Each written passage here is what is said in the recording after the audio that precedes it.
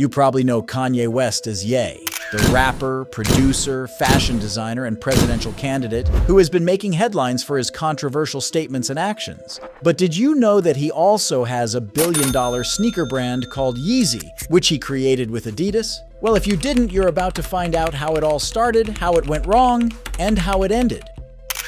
The story of Kanye West and Adidas begins in 2013, when Adidas announced a partnership with the artist, who had previously designed for Nike. Kanye had a falling out with Nike over royalties and creative control, and he was looking for a new home for his sneaker vision. Adidas was struggling to compete with Nike in the US market, and they saw Kanye as a potential game changer for their brand. They offered him a deal that gave him more freedom and ownership than Nike did, and they promised to support his ambitions of creating a full-fledged fashion line. The first product of this partnership was the Yeezy 750 Boost, a high-top sneaker that Kanye debuted at the 2015 Grammys, where he performed his new single, Only One. The shoe was an instant hit, selling out in minutes and reselling for thousands of dollars on the secondary market. Kanye followed up with the Yeezy 350 Boost, a low-top sneaker that featured a knit upper and a Boost midsole, which was Adidas's innovative cushioning technology. The 350 Boost was even more popular than the 750, and it became the signature model of the Yeezy line.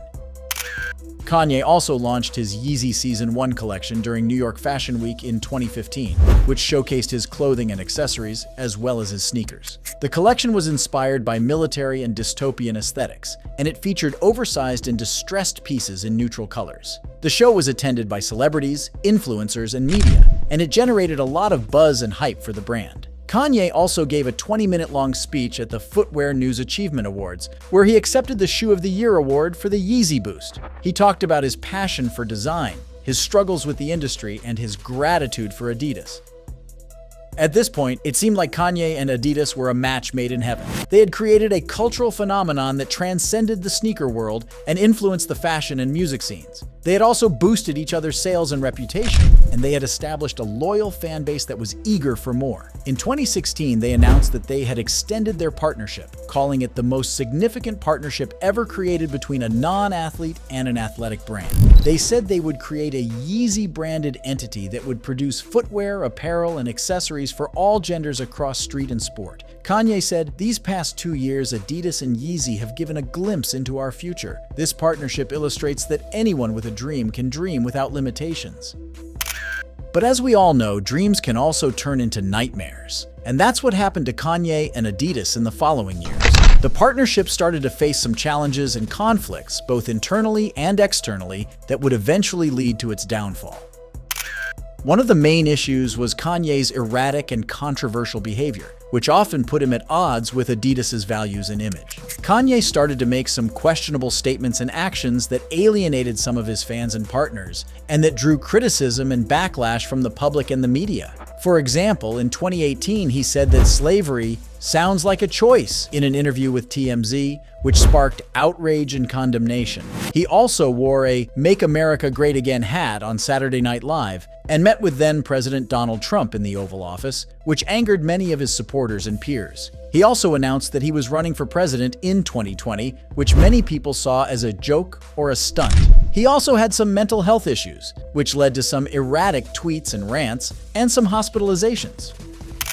All of these incidents put Adidas in a difficult position, as they had to balance their relationship with Kanye and their reputation as a brand. Adidas's CEO, Kasper Rorsted, defended Kanye on CNBC, saying that he was a very important part of our strategy and that they didn't plan to cut ties with him. He also said that they didn't agree with everything he said, but that they respected his right to express his opinion. However, he also admitted that Kanye's comments were not something that we would endorse or that we would agree with.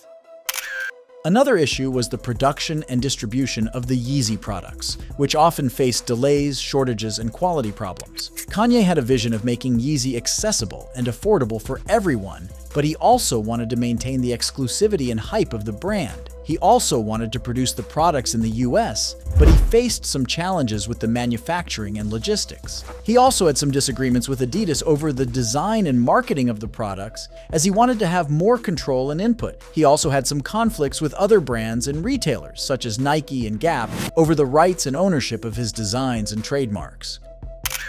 All of these factors led to some inconsistencies and frustrations for the consumers, who often had to deal with limited availability, high prices, and low quality of the Yeezy products. Some of the products also received mixed or negative reviews, as they were seen as too similar, too boring, or too ugly. Some of the products also failed to sell out, as they were overproduced or overhyped. Some of the consumers also lost interest or trust in the brand, as they felt that Kanye had betrayed or disappointed them with his actions or statements.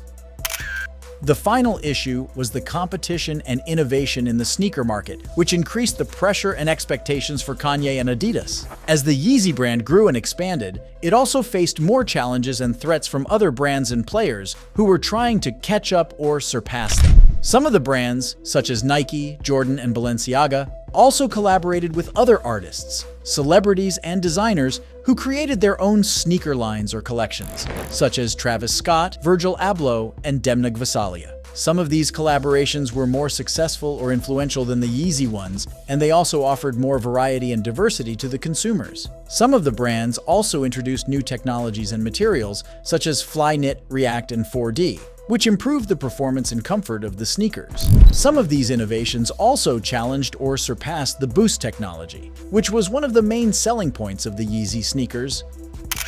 All of these developments made it harder and harder for Kanye and Adidas to keep up and stand out in the sneaker market. They also made it more difficult and demanding for them to create new and different products that would satisfy and surprise the consumers. They also made it more risky and costly for them to invest and experiment with new ideas and concepts, as they could fail or flop in the market.